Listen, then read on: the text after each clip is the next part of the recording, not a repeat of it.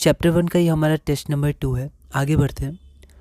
Question हमारे पास है what is a double displacement reaction, given example. NCERT का question है। तो डबल डिस्प्लेसमेंट रिएक्शन हमारे पास क्या होता है, तो फिर से हम लोग यहाँ से शुरू कर सकते हैं।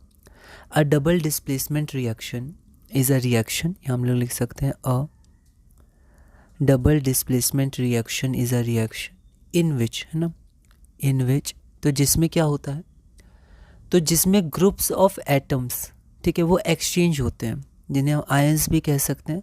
तो in which groups of atoms, या आप आयंस भी लिख सकते हैं, groups of atoms are exchanged, group of atoms are exchanged. तो ग्रुप ऑफ एटम्स को एक्सचेंज किया जाता है, ठीक है। तो इसका एग्जांपल भी हमें देना है। तो एग्जांपल में हम लोग बहुत ही जो कॉमन एग्जांपल हमारे पास है BaCl2 प्लस Na2SO4, उस एग्जांपल को हम लोग देख लेंगे। तो यहाँ पर एनसीईआरटी में डायरेक्ट लिखा हुआ है Na2SO4। आप चाहें तो फिजिकल स्टेट भी बता सकते हैं, एक्वस होता है। उसके बाद यहाँ पर हम लोग प्लस करेंगे तो BaCl2, तो ये BaCl2 हो जाएगा एक्वस। और यहाँ पर हम लोग अगर देखेंगे तो हमारे पास प्रेसिपिटेट बनता है BaSO4, ये सॉलिड होता है, और प्लस 2 NaCl। हमेशा आप बैलेंस लिखिएगा गिव एग्जांपल में, चाहे लिखा हो ना लिखा हो, हमें हमेशा बैलेंस लिखना है। तो ये हमारे पास ये 2 मार्क्स का आंसर हो गया। अगला क्वेश्चन अगर हम लोग देखें तो अगला क्वेश्चन हमारे पास है give an example of thermal decomposition reaction, light decomposition reaction और इलेक्ट्रिकल डिकम्पोजिशन रिएक्शन। तो यहाँ पर जो डिकम्पोजिशन रिएक्शन होता है वो 3 तरह का बेसिकली हमें पढ़ना है, और 2025 में ये क्वेश्चन आया। और जनरली ऐसे क्वेश्चन अब आते हैं कि सिर्फ डिकम्पोजिशन रिएक्शन का एग्जांपल नहीं पूछा गया, अगर पूछा जाता तो कोई भी लिख सकते थे, लेकिन यहाँ पर टाइप्स ऑफ डिकम्पोजिशन रिएक्शन के एग्जांपल्स पूछे जाते हैं। जैसे थर्मल डिकम्पोजिशन रिएक्शन क्या होता है, लाइट डिकम्पोजिशन रिएक्शन क्या होता है, इलेक्ट्रिकल डिकम्पोजिशन रिएक्शन क्या होता है। तो थर्मल डिकम्पोजिशन रिएक्शन जिसमें हीट का यूज़ होता है, तो यहाँ पर सेकेंड का हम लोग पहला एग्जाम्पल लिख सकते हैं। तो यहाँ पर नंबर 1 डाल सकते हैं, अगर आप चाहें तो 1 ही है या ए है, देख लेते हैं 1 है, ठीक है। तो आप चाहें तो यहाँ पर लिख सकते हैं थर्मल डिकम्पोजिशन रिएक्शन। तो पहले आप यहाँ लिख दीजिएगा। कुछ हम लोग क्वेश्चन के आगे कुछ हम लोग स्टार्टिंग में लिख देते हैं जो प्रॉपर लगता है लिखने का तरीका, उसके बाद हम लोग एग्जाम्पल शुरू करते हैं। तो हम लोग लिख सकते हैं thermal decomposition, thermal decomposition reaction. तो ये होता है थर्मल डिकम्पोजिशन रिएक्शन। तो यहाँ पर थर्मल डिकम्पोजिशन रिएक्शन का एक एग्जांपल एनसीईआरटी में लिखा हुआ है CaCO3, सॉलिड है, आप बुक ले सकते हैं अपने सामने, डायरेक्ट उसी के क्वेश्चंस हैं। हीट को हम लोग ट्रायंगल से भी रिप्रेजेंट करते हैं। आगे 11th-12th में बहुत सारे इक्वेशंस आएंगे केमिस्ट्री में जिसमें हीट का यूज़ होता है। फिर कैल्शियम ऑक्साइड, ये हमारा सॉलिड होता है जिसे क्विकलाइम भी कहते हैं, प्लस CO2, ये हमारा गैस होता है। तो ये जो हमारा पहला एग्जांपल हो गया, ये तो हो गया थर्मल डिकम्पोजिशन रिएक्शन का एग्जांपल।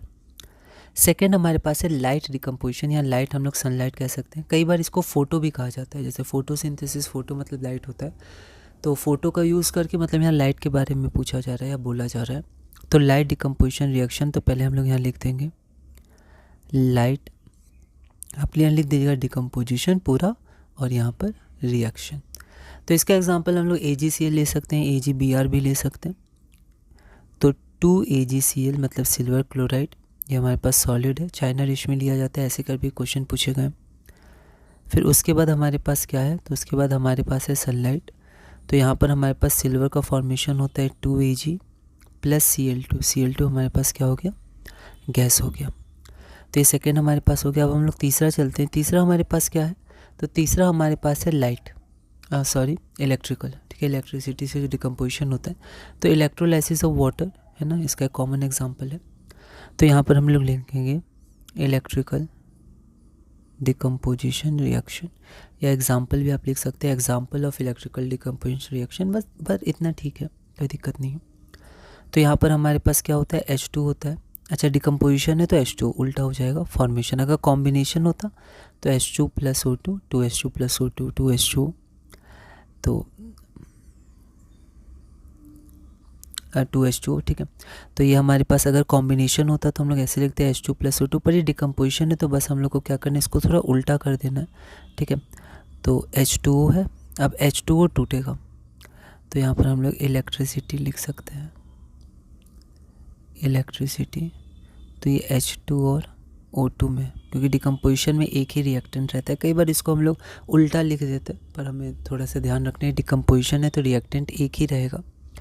तो यहाँ पर 2H2O gives 2H2 plus O2, है ना। तो ये हमारे पास हो गया। आप चाहें तो यहाँ पर लिक्विड लिख सकते हैं, यहाँ पर गैस लिख सकते हैं, यहाँ गैस लिख सकते हैं, ठीक है। इन सब रिएक्शंस को आगे स्टडी करना पड़ता है हमें, पर 10th लेवल पे हमें बस इसको ध्यान रखना है। तो ये हमारा सेकंड क्वेश्चन भी पूरा हो गया, मतलब 7th क्वेश्चन 3 मार्क्स का था, 1 मार्क्स का। अगला क्वेश्चन हम लोग देखते हैं, what are exothermic and endothermic reactions, give examples. तो ये फिर से हमारे पास डायरेक्ट क्वेश्चन है, डेफिनेशन बेस्ड क्वेश्चन है। तो यहाँ पर हम लोग 8 नंबर था, शायद 8 नंबर था। तो यहाँ पर 8 में आप लिखिएगा कैसे, तो आप चाहें तो पहले 1 डाल सकते हैं, वैसे 1 2 वहाँ है नहीं, पर आप खुद से भी चाहें तो डाल सकते हैं। एक्सोथर्मिक रिएक्शंस, तो एक्सोथर्मिक रिएक्शन है, तो exothermic reaction is a reaction, ठीक है, in which heat is released. Heat क्या करते हैं, रिलीज होता है, बाहर निकलता है। अब कई बार यहाँ पर ना एनर्जी भी लिखा रहता है, आप एनर्जी भी लिख सकते हैं। हीट या एनर्जी जो आप लिखें, इज़ रिलीज होता है। अब इसका जो एग्जांपल है वो कॉम्बिनेशन रिएक्शन में जो हमने देखा था, CaO plus H2O give CaO twice plus heat. तो हीट प्रोडक्ट है, मतलब हीट निकला है ना। तो यहाँ पर हम लोग लिख सकते हैं CaO प्लस H2O। आप चाहें तो यहाँ पर फिजिकल स्टेट लिक्विड वगैरह सॉलिड वगैरह भी लिख सकते हैं। फिर CaOH होल ट्वाइस, इसको हम लोग स्लेक्ड लाइम भी कहते हैं, प्लस हीट, तो यहाँ पर हमारा हीट आ जाएगा, ठीक है। तो ये हमारा हो गया एक्सोथर्मिक का। उसी प्रकार अगर हम लोग एंडोथर्मिक के बारे में लिखें तो सेकंड हमारे पास आ गया एंडोथर्मिक रिएक्शन, ठीक है। तो फिर से अ की जगह एन हम लोग को लिखना चाहिए, ठीक है, एक्सो एंडो, क्योंकि एन है वॉवल साउंड है। तो an endothermic reaction is a reaction in which, ये उसका उल्टा होता है। तो इसमें जो हीट होता है वो हीट एब्जॉर्ब, मतलब सोखा जाता है, एब्जॉर्ब अंदर लिया जाता है। इन विच हीट या फिर एनर्जी, आप यहाँ भी एनर्जी लिख सकते हैं, इन विच हीट या एनर्जी इज़ एब्जॉर्ब्ड। तो हीट या एनर्जी को एब्जॉर्ब किया जाता है, ठीक है। तो इसका हम लोग एग्जांपल लिख सकते हैं। तो इसका एग्जांपल डिकम्पोजिशन रिएक्शन, जो थर्मल डिकम्पोजिशन रिएक्शन होता है उसको हम लोग ले सकते हैं। तो आप डिकम्पोजिशन रिएक्शन के एग्जांपल्स आप ले सकते हैं। सनलाइट में भी एनर्जी को एब्जॉर्ब किया जाता है, वो भी ले सकते हैं। इलेक्ट्रिकल डिकम्पोजिशन में इलेक्ट्रिकल एनर्जी होता है, तो कोई भी डिकम्पोजिशन रिएक्शन का आप एग्जांपल ले सकते हैं। यहाँ पर मैं ये ले रहा हूँ क्योंकि CaO CO2 डायरेक्ट थोड़ा ईजी हो जाता है। यहाँ पर अगर हमने हीट किया तो हमारे पास CaO बना। आप चाहें तो फिजिकल स्टेट लिख सकते हैं, इस पर एक में लिखिएगा तो आप सब में लिखिएगा, है ना। तो ये हमारा आंसर हो गया। उसके बाद हम लोग आगे बढ़ते हैं। आगे हमारे पास ये रिएक्शन है। इस रिएक्शन में हमें बताना है कौन सा सब्सटेंस है वो ऑक्सीडाइज हुआ है और कौन सा सब्सटेंस हमारा रिड्यूस हुआ है, ठीक है। तो यहाँ पर अगर हम लोग देखें तो यहाँ पर अगर हम लोग इसको ऐसे पहले ऑब्जर्व करके लिखें, जैसे 2PbO plus C gives 2Pb plus CO2।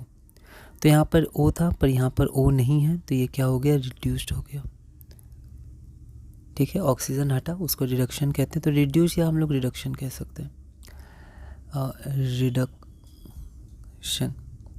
उसके बाद C है, ऑक्सीजन यहाँ पर ऐड हुआ है, तो यहाँ पर हम लोग बोल सकते हैं ऑक्सीडेशन, ठीक है। तो यहाँ पर है नेम द सब्सटेंस रिड्यूस, किसका रिडक्शन हुआ है, रिड्यूस मतलब किसका रिडक्शन। तो हमेशा रिएक्टेंट में ही, प्रोडक्ट को हम लोग नहीं लेते हैं, रिएक्टेंट में ही किसी का रिडक्शन होगा, किसी का ऑक्सीडेशन होगा। तो नेम द सब्सटेंस रिड्यूस, किसका रिडक्शन हुआ है, तो PbO। 2 नहीं लिखेंगे, सिर्फ PbO लिखेंगे। तो आंसर लिखने का हम लोग को तरीका ऐसे लिखना है, PbO इज़ रिड्यूस्ड या गेटिंग रिड्यूस्ड। यहाँ तो गेटिंग नहीं है तो लिख देंगे PbO इज़ रिड्यूस्ड या PbO is the substance reduced, या हम लोग इसको सिंपल लिख सकते हैं PbO इज़ रिड्यूस्ड, है ना। रिडक्शन हो गया उसका, ऑक्सीजन हट गया। Name the substance oxidise, oxidise मतलब ऑक्सीजन का यहाँ जुड़ना, तो C में जुड़ रहा है तो C का ऑक्सीडेशन हुआ है, तो C is the substance oxidised.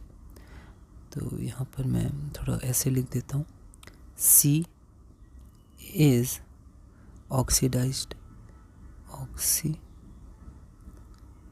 Test. ठीक है, तो ये हमारा पूरा हुआ टेस्ट 10 मार्क्स का था, है ना। और ऐसे ही हम लोग कुछ और इम्पोर्टेंट क्वेश्चंस करेंगे और धीरे धीरे साइंस क्लास 10 में आगे बढ़ेंगे।